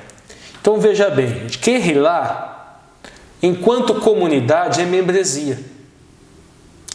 Agora, quando nós encontramos o significado, muitas vezes Kehilá, congregação e assembleia, nós podemos, mesmo correndo o risco de um anacronismo, mas é algo similar com a organização. Quando se escolhiam, quando se selecionavam representantes do povo para tomadas de decisão. Então, a organização, assim como a membresia, devem estar ataviados ou enfeitados com esta veste de luz, no sentido de que nas tomadas de decisões, nas ações práticas, elas devem refletir a verdade do Eterno, que foi manifesta na vida, morte e ressurreição de Jesus Cristo. Outra palavra para igreja no Velho Testamento em hebraico é Edá, que significa comunidade.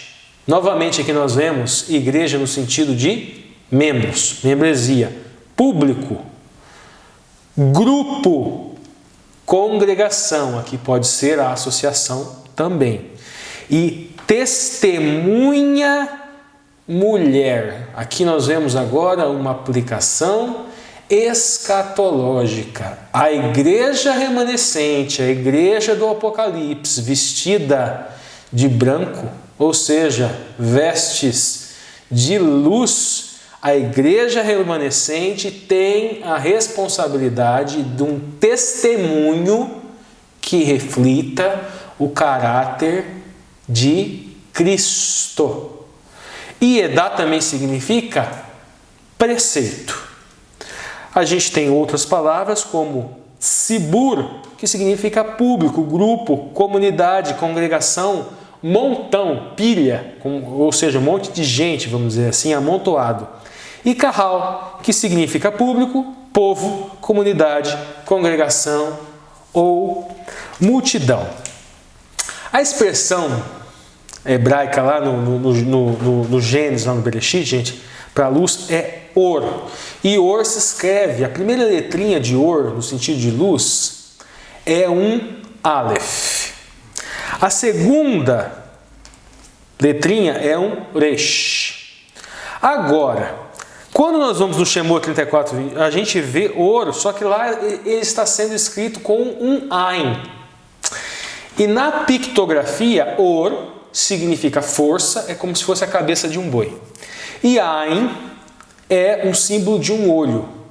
Então, antes do lapso, antes do pecado, quando a tradição, seja rabínica, seja mística judaica, seja também a adventista, ela fala de vestes de luz, elas podem estar apoiadas numa troca dessas duas letrinhas. É algo que pode vir a apoiar essas duas tradições. Por quê? Veja bem, quando a serpente fala com relação a comer do fruto da árvore do conhecimento do mal, ela fala que o olho iria se abrir, ele seria como Deus, é como se a visão se abrisse. O ain é um olho, então ela tinha uma veste de or, aleph, ou seja, força, e resh, a força da cabeça. É como se a força viesse da cabeça. E a cabeça é quem? A cabeça é Cristo. Agora há uma troca, porque no mesmo Bereshit, agora o Eterno faz vestes de pele. E pele também é or, só que or com ain. E é a mesma palavra que nós encontramos no Shemot quando fala de Moisés que a face resplandecia. É como se tivesse havido uma troca da veste. No lugar da força do cabeça, foi colocado um olho. Eles deixaram a glória de Cristo, a glória do Eterno, e substituíram por uma visão de bem e mal. Só que agora esta cabeça é a cabeça do próprio homem, é a pele. Existe uma tradição rabínica que acredita, é uma tradição judaica, inclusive, que não é compatível com a nossa, que acha que antes do lapso, o homem não tinha pele, que a pele foi criada depois e que não era propriamente uma pele de animal, era essa pele humana. Só uma curiosidade. Agora vamos seguir aqui, gente. A gente falou... Cara, que doideira isso! Sim. Seria tipo músculos andando.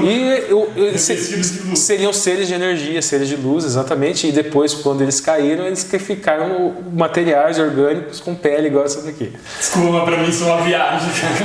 Pega o impúlpito deles, claro. Mas vamos lá, vamos continuar.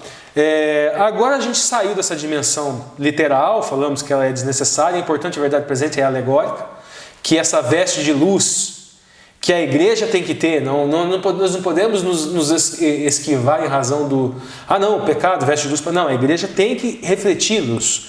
Vamos para a dimensão de comparação de textos, a dimensão drash. Gente, nós temos lá a expressão or noga em Provérbios 4:18, que fala que a vereda do justo é como a luz da aurora, reforçando a responsabilidade da igreja de ser tzaddik, de praticar tzedakah. praticar ato de justiça e de caridade. Provérbios 76:4, gente, a expressão naor, que significa o iluminado. Mas veja bem, quem é o iluminado? Também naor significa culto, instruído. Então a igreja que prega a Torá, a igreja que prega os ensinamentos da instrução, porque Torá é norma enquanto instrução, ela é iluminada. A gente vem lá em Provérbios 76:4, a expressão naor atá fala do Eterno com resplendor de luz, e a igreja deve refletir esse resplendor. E agora a gente percebe o seguinte, gente, eu trouxe aqui 3 sentidos para essa luz. O primeiro sentido para o Eterno enquanto luz é o revelar-se. Ele não se esconde, ele não é propriamente mentira. Satanás ele se esconde nas trevas justamente porque o seu discurso é um discurso que deve ser camuflado, é um discurso sorrateiro, que tem coisas que não podem ser reveladas, porque senão ninguém atende ao seu chamado, à sua palavra. A palavra do Eterno não, a palavra do Eterno é uma palavra clara, o Evangelho é algo simples, e mesmo aquilo que é oculto, Deus revela através de seus profetas. No segundo sentido, gente, sentido de perfeição de mitzvah, a perfeição de mandamento, a perfeição moral. O Eterno reflete esta luz da perfeição da mitzvah. E essa perfeição da mitzvah é mandamento, tudo bem, mas também é esmola, é caridade. E o terceiro, gente, é o seguinte, é um modo de que verdades do mundo, de questões do mundo não fiquem ocultas a nós identificarmos também a mentira. Então vamos lá, gente. Continuando nessa dimensão, eu trouxe várias passagens bíblicas aqui para depois eu encerrar com a veste pré-lapso, vamos dizer assim, que era uma veste de luz, que pode ser até literal, e a nova veste de luz que nós encontramos na Brit Hadashah do Novo Testamento. Mas vamos lá, no livro de João, nós temos a João 8,12. Eu sou a luz do mundo. Eu sou. Está falando que Cristo é. Quem me segue não andarás na terra, nas trevas, e trará a luz da vida. Então veja bem, quem é esta luz? O nosso evangelho é um evangelho para levar Cristo. Se o evangelho leva a Cristo, reflete o caráter de Cristo, reflete a maneira com a qual Cristo se portava, então nós estamos refletindo luz. Nós estamos levando a luz, estamos levando Cristo para o mundo. A gente tem no Salmo, gente, a tua palavra é lâmpada que ilumina os meus passos. Então, o que ilumina? A palavra. Como nós vamos saber quem é Cristo? A natureza dele, como ele agia, o que ele fazia, quais são os seus princípios? Através do estudo da palavra. Segundo passo, vamos ao terceiro passo. 2 Coríntios 4,6. Ele mesmo brilhou em nossos corações para a iluminação do conhecimento da glória de Deus na face de Cristo. Então, qual que seria o terceiro passo dessa vestes, vamos dizer assim, da igreja? Ela denota aprendizado ao coração. Então, não basta o conhecimento. É preciso que isto influencie o seu coração, a sua essência, a sua natureza, as suas emoções. Você precisa sentir esta verdade, que é tudo aquilo que corresponde ao caráter, ao sentimento de Cristo. Salmos 18, 28. Tu, Senhor, mantens acesa a minha lâmpada e o meu Deus transforma luz às minhas trevas. Então, o primeiro aqui, o próximo sentido, vamos dizer assim, é o sentido de necessidade, da sensação de dependência constante. Note, tu, Senhor, mantens acesa a minha lâmpada. Então, essa luz não depende de mim. É o Senhor que mantém acesa a necessidade de comunhão. E a segunda parte, a questão da transformação. Transforma minhas trevas. Deus transforma a luz, as minhas trevas. E luz aqui é o que, gente? É a palavra. Luz é Homer, luz é o verbo que se fez carne, luz é Cristo. Continuando, Mateus 4,16.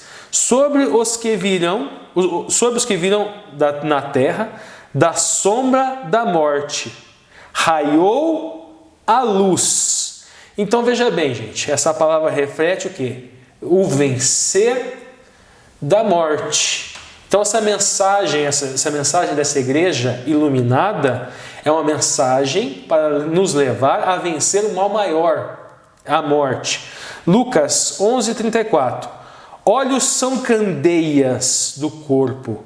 Quando os seus olhos forem bons, corpos cheios de luz. Se os olhos fossem mal, cheio de trevas. Então aqui há uma alegoria dessa igreja. Em qual sentido, gente? Os olhos de luz é os olhos de Cristo. Muitas pessoas gostam de achar que esses olhos de luz são os olhos da lei. Não, é o que o autor da lição falou hoje, gente. É olhar o próximo como Cristo olhava o próximo. É olhar o pecador como Cristo olhava o pecador. Isso é o olhos de luz. Isso são olhos bons que fazem corpos cheios de luz. Então, quando você olha o próximo apontando o pecado e virando as costas, isso é olho mau. Quando você olha o próximo enxergando o pecado e abraçando o pecador, isso é olho bom, isso é corpo, isso é veste de luz. Seguindo, 1 João 1,7. Andamos na luz, porque ele também está na luz. E essa luz traz comunhão uns com os outros, e o sangue de Cristo nos purifica. Então essas vestes de luz, enquanto verdade presente, representam o quê? Se o Evangelho de Cristo, se esta igreja, enquanto seja como organização, seja como membresia, ela vai levar o Evangelho de Cristo, o Evangelho da paz, então é um Evangelho que traz comunhão. E purificada essa comunhão no sangue de Cristo. Falta dois versículos nessa dimensão drástico, gente. Mateus 5:14 e 16. Brilhe luz de vocês sobre os homens. Então, novamente aqui o papel da igreja de levar Cristo, que é essa luz, para o mundo, para os homens. E agora o detalhe, gente, que eles vejam as suas obras e glorifiquem a você? Não. A Deus. Vejam as suas obras e glorifiquem a Deus. E estas obras, obviamente, não está falando de salvação, está falando de glória de Deus. A igreja, muito mais do que pregar mitzvah enquanto mandamento, precisa pregar e praticar mitzvah enquanto caridade, enquanto esmola. Precisa praticar tzedacar enquanto justiça, mas tzedacar enquanto caridade, porque as duas palavras hebraicas têm esta ambivalência. Tiago 1,17, gente. Toda dádiva boa é dom perfeito do alto, descendo do Pai das luzes, que não muda como as sombras. Então esta veste de luz que reflete ações práticas da membresia enquanto ato de bondade, enquanto ato de caridade, e a educação cristã deve nos ensinar isso, é dom, dádiva perfeita do alto, do Pai das luzes. Agora o seguinte, gente, nós temos para encerrar, nós temos uma alegoria no Novo Testamento sobre outras vestes. Então nós podemos falar que existe uma veste pré-lápsio, feita de ouro, que ela vem do poder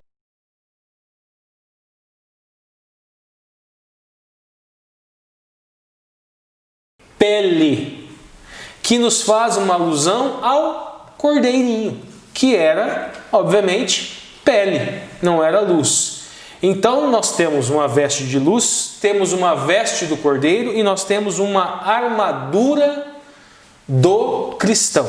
Temos 3 vestes que nós devemos nos apropriar de todas elas. Não é que nós temos uma antes do pecado, uma logo após e uma para depois do Novo Testamento. Não, nós nos devemos nos apropriar do Or, Aleph e Resh, do poder de Cristo, do poder da cabeça. Nós devemos nos apropriar também das vestes de pele, do Cordeiro, que também é Cristo. Então, as primeiras vestes simbolizam Cristo, a segunda, de pele, simboliza Cristo, e esta próxima reflete Cristo em todos os seus aspectos. Como?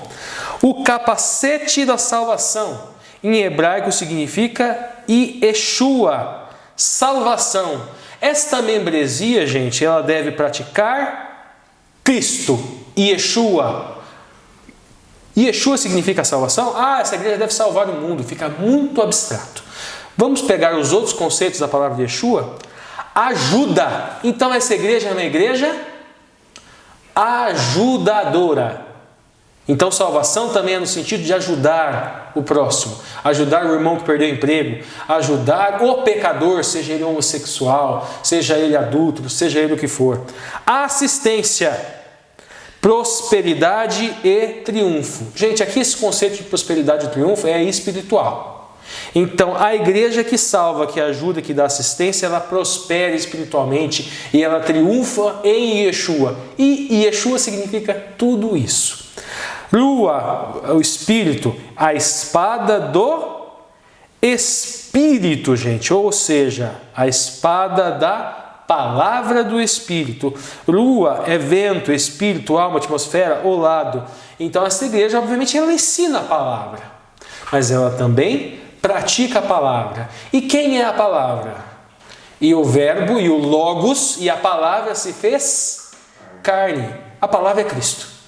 Então não vamos perder tempo com ontologias tolas. A pregação da palavra é a pregação de Cristo. É a pregação da natureza, do caráter, das ações de Cristo. A couraça da justiça. E aqui a palavra é tzedakar. Não, então nós temos que pregar justiça. A justiça do fogo que leva para a morte eterna. Se você for pecador, você vai para a morte eterna. Tzedakar significa... Será que é isso? Vamos lá. Tzedakar significa justiça. Mas também significa probidade e também significa caridade. Então quem pratica justiça, quem está com a couraça da justiça, está com a couraça da caridade. Está com a couraça da misericórdia, porque tzedakar também significa misericórdia, da esmola, da salvação. Então essa couraça da justiça é a couraça também da esmola, misericórdia, caridade. É a mesma couraça, é a mesma armadura. O cinto da verdade.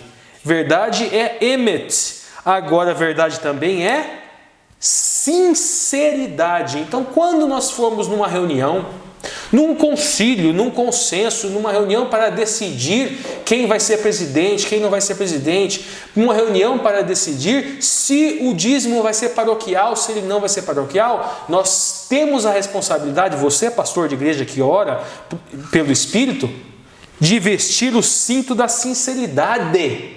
Será que você está buscando mesmo a orientação do Espírito ou se guiando pelos seus próprios pensamentos? Se você está se guiando pelos seus próprios pensamentos e ora para Deus, um ser onisciente, Ele sabe se a sua oração é sincera ou não. Lembre-se disso. Você está brincando de igreja. O escudo da fé. Gente, fé também às vezes é uma coisa muito abstrata. É aquela coisa de você acreditar. Se você tem fé, você acredita no que o pastor está falando. Mas vamos entender emuná. Emuná é fé, é crença, ok? Mas é firmeza. É constância, é fidelidade, é lealdade, é segurança, é função. Então, quando eu desempenho a minha função, eu desempenho a minha fé. Será que aquele obreiro não remunerado, que vende nosso amiguinho, que vende lição, desempenha uma fé inferior ao pastor que é remunerado? Será que não é algo que nós devemos levar em conta? Será que o escudo da fé do irmão na igreja que está sentado, do pastor que está no púlpito e do obreiro que vai para o campo sem remuneração, vendendo seu amiguinho, vender livros de Ellen White, o escudo da fé é maior ou menor? Acredito eu que seja do mesmo tamanho. O cargo pode ser diferente, a função pode ser diferente, mas escudo da fé, escudo de emuná é igual. Emuná também significa honestidade. Nessas reuniões, gente, o escudo da fé só vai te proteger se você tiver a honestidade de permitir que o Espírito Santo atue nessas reuniões de tomadas de decisões da igreja enquanto obra, enquanto instituição. E emuná também é verdade. E esta verdade não é a minha verdade. É a verdade que reflete o caráter de Cristo. Aquela perguntinha pode ser bem simplória, ela pode ser transformada num castelinho e colocarmos até mais elementos, mas o que será que Cristo faria nessas tomadas de decisões? A gente tem que colocar isso também em prática. Comissão de igreja. É comissão de igreja ou é comissão? No sentido do Apocalipse, daquela ceia dos maus, onde eles comerão as suas próprias carnes. Muitas vezes, gente, comissão de igreja não é para disciplinar, é para devorar a carne, como se os membros fossem alimento para canibais. Jesus nem ia ser membro da comissão, não iam votar, ele ia ser considerado muito polêmico. Provavelmente, porque ele fazia perguntas, com certeza. Então, gente, vamos tomar muito cuidado, que muitas vezes essa armadura do cristão, ela está servindo, seja na obra, seja na membresia, seja no nosso dia a dia na Igreja Adventista, como pura e simples retórica, e não como um ensinamento verdadeiro do Eterno. Bom, pessoal, essas foram as entrelinhas e agora nós encerramos o estudo dessa lição com uma oração do Marcos André. Então, Marcos, ore para nós. Muito bem, amigos, chegamos ao final de mais uma lição, chegamos ao final de mais um vídeo e agora vamos terminar como começamos, com uma oração. Eu tenho certeza que você já deixou aí a sua curtida, já fez o seu comentário, já falou sobre o que foi atrativo nesse vídeo ou o que você não gostou nesse vídeo também, para que a gente possa corrigir. E agora só nos resta orar e agradecer a Deus pelo ensino, por tudo que nós tivemos aqui. Vamos orar? Senhor Deus, muito obrigado pelo privilégio que nós tivemos de mais uma vez conhecer alguma parcela da Tua Palavra e assim, Senhor, a cada dia nós vamos crescendo no conhecimento, vamos crescendo na Tua graça, para que muito brevemente possamos estar diante do grande professor, do grande mestre, aprendendo todas as coisas diretamente da boca do Senhor. Nós te pedimos, Senhor, que o Senhor continue no nosso lar, continue na nossa casa, até que voltemos aqui novamente para estudarmos juntos. É o que te pedimos, sem méritos, mas pelo nome do nosso Senhor e Salvador Jesus Cristo. Amém. Obrigado, amigos, e até a semana que vem. Valeu, Marcos. Obrigado pela sua oração. Obrigado por você que assistiu o vídeo até aqui, por vocês que têm compartilhado, curtido, se inscrito e disseminado aí, compartilhado as ideias expostas aqui na sua classe da lição da Escola Sabatina. Nosso muito obrigado por você estar firme nesse ministério. E nos vemos no próximo vídeo, no 10º vídeo aqui dessa série de 13 vídeos, Educação em Artes e Ciências. É outra lição que promete. Então, nos vemos até lá. Tchau, tchau. Se cuidem. Fiquem com Deus. Tchau, tchau.